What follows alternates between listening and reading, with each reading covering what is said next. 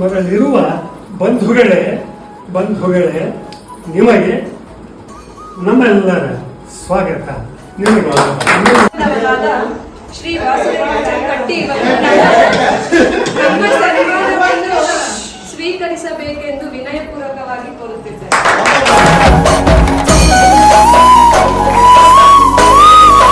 ಈ ಕಾಲದಲ್ಲಿ ಒಂದೂರಿಂದ ಇನ್ನೊಂದೂರಿಗೆ ಹೋಗೋದು ಅಷ್ಟು ಈಸಿ ಇದ್ದಿಲ್ಲ.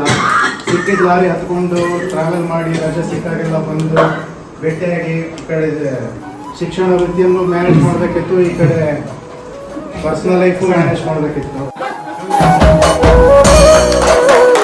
ಅಷ್ಟೇ ಅಲ್ಲ, ಸರ್ಕಾರನು ಸನ್ಮಾನ ಮಾಡಿ ತನ್ನ ಘನತೆಯನ್ನೇ ಹೆಚ್ಚಿಕೊಂಡಿದೆ.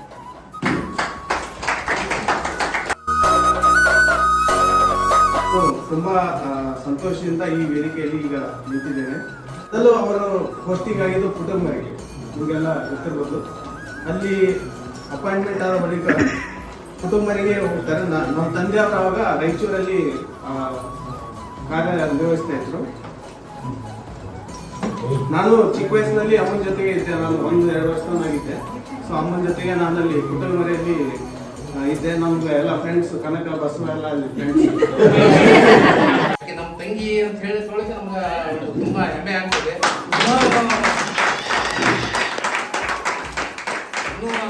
ರಾಜ್ಯ ಮಟ್ಟದಲ್ಲ, ರಾಷ್ಟ್ರ ಮಟ್ಟದ, ರಾಜ್ಯ ಮಟ್ಟದ ಪ್ರಶಸ್ತಿ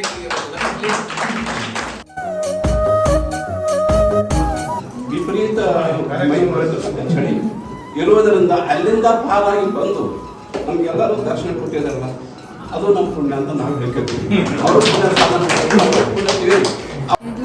ಫಸ್ಟ್ ಆಫ್ ಆಲ್ ತುಂಬಾ ಖುಷಿ. ನಮ್ಮ ಅಕ್ಕ ಒಂದು ರೀತಿ ಸಂಬಂಧ,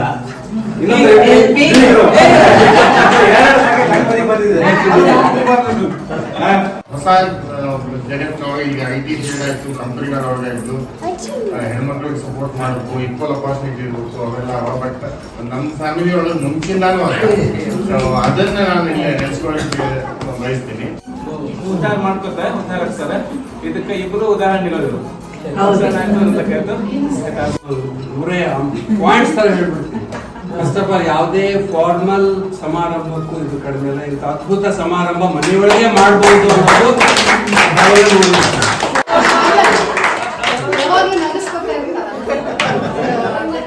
ಇಷ್ಟು ಜನ ಹೇಳಿದ್ಮೇಲೆ ಅನ್ಸ್ಲಿ ಆಗ್ತದ. ನೀವಂದ್ರೆ ಇವಾಗ ಯೋಗ್ಯರಿಗೆ ಸಿಕ್ತು ಅಂತೇಳಿ, ಅದು ಸಿಕ್ಕಿದ್ದು ಗುರ್ತಿಸಿದ್ದು ಸರ್ಕಾರ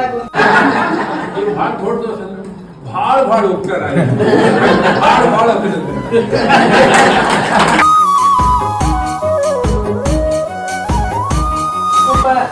ಸಾರ್ಥಕ ಜೀವನ ಅಂತ, ನೆಮ್ಮದಿ ಜೀವನ, ಸಾರ್ಥಕ ಜೀವನ ಅಂತ ಏನ್ ಕರೀತಾರಲ್ಲ, ಅದೆಲ್ಲವೂ ಭಗವಂತ ನನ್ನ ಪಾಲಿಗೆ ಕೊಟ್ಟಾನ ಅಂತ ಹೇಳಲಿಕ್ಕೆ ನನಗೆ ಬಹಳ ಕಷ್ಟ ಆಗಿದೆ.